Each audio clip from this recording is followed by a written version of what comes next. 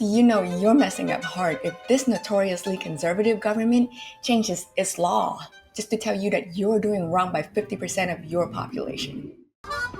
You want to see what real independent journalism funded by the people for the people looks like? You ever heard a story like this in America? You're looking at it.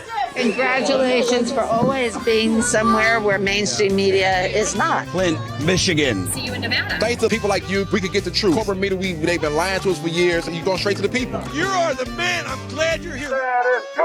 For as low as 16 cents a day, you'll keep us on the ground, covering the important stories the corporate media covers up. What happened is my wife bled profusely for 4 days to the point where she almost bled to death. And I found her unconscious in a pool of her own blood. Hi everyone, this is Michelle with Status Coup, and that was Texas radio host Ryan Hamilton. He is one among many Texans that I have personally interviewed in order to learn about the suffering that the abortion bans have inflicted upon so many families in America. This week, Texas just passed a new law which will let private citizens sue abortion pills manufacturers and doctors and anyone who mails abortion medication.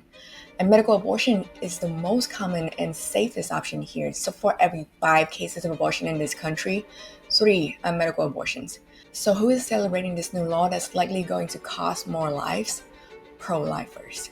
Even before the Trump Supreme Court overturned Roe v. Wade, pro-lifers have already violently taken so many lives. The man charged with killing a Kansas abortion provider wants a judge to set bond. His statement says he made this trip to put the abortionist 6 feet under. A former Marine from Camp Pendleton pleading guilty to firebombing a Planned Parenthood clinic in Costa Mesa. A Chicago area man who pledged allegiance to the domestic terror group called Army of God burned down a local abortion clinic. So before this bill, Texas has already passed laws like SB 8 to put the power of policing women's health care into the hands of private citizens.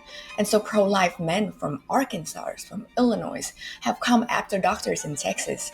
And the pro-life movement does not need more power. They've already have plenty of power. They have massive fundings by religious extremist groups that allow them to run their operations so systematically, like buying up the states surrounding women's health clinics, day in, day out, sending men to harass and traumatize women who are just trying to get health care.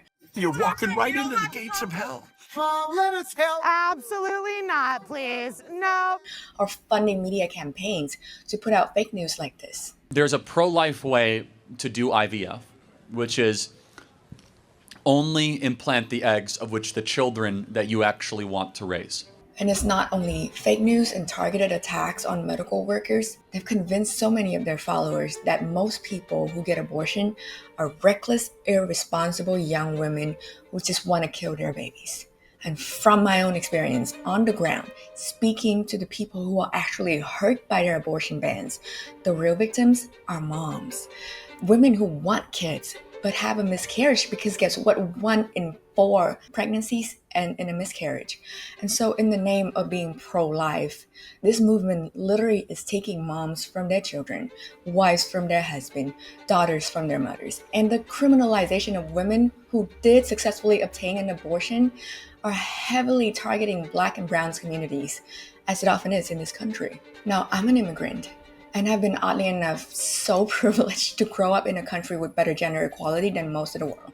So Vietnam used to be a matriarchal society, and thousands of years of colonization, religious indoctrination, and cultural erasure has never successfully taken it from us. And so even though I can speak to the flaws of my current government in my home country all day with you, one thing for sure is that at least our women, 50% of our population, just like everywhere else, right? They don't die or live in fear of prosecution from something as no-brainer as this. And it's not even a no-brainer issue in secular countries like mine. To give you an extreme example, look at a highly religious and conservative government like Israel.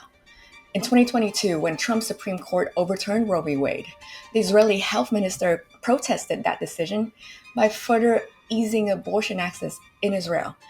And there have been several cases of women going there to obtain reproductive care. So you know you're messing up hard if this notoriously conservative government changes its law just to tell you that you're doing wrong by 50% of your population. Under the current existing Texas law, you can sue anyone who helps someone get an abortion. But this new law would essentially target out-of-state providers, doctors, mail delivery companies, and manufacturers. Those are all among the groups of people that could be sued. Wow, up to $100,000. So what can we do? First step, as Planned Parenthood in Texas have advocated for, call your representative. Not only everybody in Texas, but everybody in the 20 states that have implemented abortion bans. Because this law, like many laws that Texas has pioneered about abortion bans and restricting healthcare for women, this is going to spread. Support your local auntie networks, who are predominantly healthcare volunteers risking their lives to provide transport and access to healthcare for women who live in these 20 states with restrictive laws. And last but not least, support us at statuscoup.com/join for $5 a month so we can keep bringing you these important stories.